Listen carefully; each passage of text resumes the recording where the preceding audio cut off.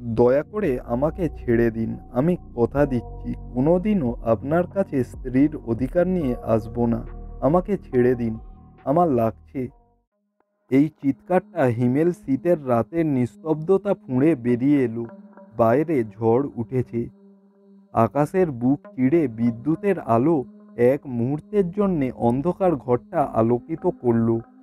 বাতাসের তীব্র শোঁ শব্দের ভেতরেও সেই কণ্ঠস্বর থেমে গেল না, বরং আরো করুণ হয়ে উঠল। অয়ন দাঁড়িয়ে আছে জানালার পাশে। হাতের সিগারেটটা অনেক আগেই পোড়া আঙুল ছুঁয়ে নিভে গেছে, কিন্তু তার খেয়াল নেই। ঘরের মধ্যে শুধু দপদপ করছে বিছানার পাশে নীলচে আলো। তার চোখ ধরা পড়েছে দরজার দিকে, যেখান থেকে আসছে সেই অব্যক্ত কাতরতা। অয়নের মাথার ভেতরে একটা অদ্ভুত ঝিমঝিমে অনুভূতি কাজ করছে।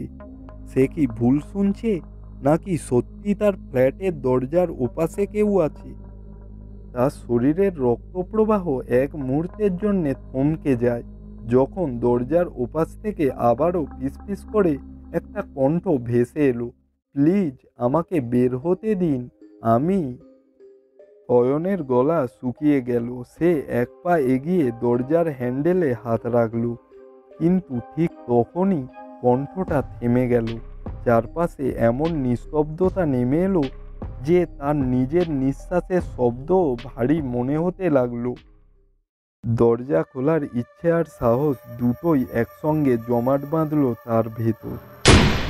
কিছু একটা জানালার কাঁচে ধাক্কা মারল। অয়ন দ্রুত পিছন ফিরে তাকালো। একটা ভেজা রক্তাক্ত হাত জানালার কাঁচে চেপে আছে। কিছুক্ষণ আগেও জানালাটা স্বচ্ছ ছিল, এখন সেখানে জলের দাগ পড়ে গেছে, যেন কেউ জানালার ওপাশ থেকে হাত বুলিয়েছে। সেই হাতের গায়ে লেগে থাকা লালচে রক্ত মিশে গেছে বৃষ্টির জলের সঙ্গে। অয়নের হাত পা ঠান্ডা হয়ে এলো। তার মনে হলো শরীরের সমস্ত শক্তি কোথাও লীন হয়ে গেছে। মাথার ভেতরে ঝাপসা কুয়াশার মতো কিছু ভেসে বেড়াচ্ছে। এরপর সে কাঁপা কাঁপা হাতে মোবাইলটা তুলে নিল। স্ক্রিনে টর্চ অন করে আলো ফেলল জানালার দিকে। আলো পড়তেই যা দেখল তা তার দেহের প্রতিটি স্নায়ু অবশ করে দিল।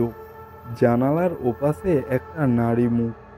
বৃষ্টির ফোঁটার মধ্যে ভাসমান সেই মুখে চোখ দুটো ফাঁকা, ঠোঁট নীলচে, চুল এলোমেলো হয়ে ভিজে লেগে আছে কপালে। কিন্তু সবচেয়ে ভয়ঙ্কর ব্যাপার, সে যেন তাকিয়ে আছে ঠিক অয়নের চোখের দিকে, অথচ তার চোখের মনি নেই। অয়ন আতঙ্কে এক পা পিছিয়ে এলো, কিন্তু সেই মুহূর্তেই তার ফোনের আলো হঠাৎ নিভে গেল। এদিকে চারপাশ অন্ধকার, কিন্তু সে অনুভব করলো তার ঘরের মধ্যে কেউ আছে। একটা ঠান্ডা শ্বাস তার গলার কাছ ঘেঁষে বয়ে গেল। পেছনে কেউ দাঁড়িয়ে আছে। সে ধীরে ধীরে পিছনে ঘুরল, কিন্তু পেছনে কিছুই নেই। তবুও কোথাও একটা অনুভূতি, একটা শীতল স্পর্শ, একটা চাপা শ্বাস, সেগুলো স্পষ্ট বোঝা যাচ্ছে। তারপর আবারও দরজার ফাঁক দিয়ে সেই কণ্ঠস্বর এলো, তবে এবার একটু অন্যরকম। তুমি আমাকে মনে নেই অয়ন? অয়ন হতভম্ব হয়ে গেল। এই কণ্ঠস্বর তার অপরিচিত নয়, তার খুব চেনা, খুব কাছের। কিন্তু কে? সে কি ভুলে গেছে কাউকে, অথবা ভুলিয়ে দেওয়া হয়েছে? এর পরের দিন সকালে অয়নের প্রতিবেশীরা এসে দেখে তার দরজা ভেতর থেকে বন্ধ, কিন্তু জানালার কাঁচে লালচে দাগ লেগে আছে, যেন কেউ সেখানে কিছু লিখতে চেয়েছিল।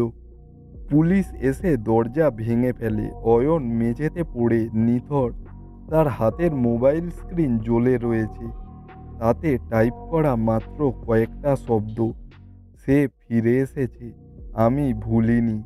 কিন্তু কে?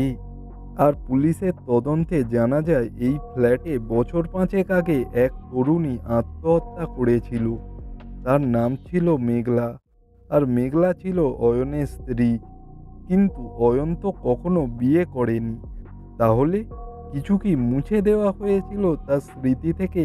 অয়নের মোবাইল স্ক্রিন তখনও আলোকিত। সেখানে থাকা মেসেজের উপর রক্তের এক ফোঁটা পড়ল, আমি তোমার স্ত্রী, তুমি কি আমাকে ভুলতে পারবে? আশা করছি গল্পটি আপনাদের পছন্দ হয়েছে। যদি পছন্দ হয় অবশ্যই একটা লাইক করুন, সাথে আমাদের চ্যানেলটিকে অবশ্যই সাবস্ক্রাইব করুন। আজকের এই ভিডিও আমরা এখানেই শেষ করছি।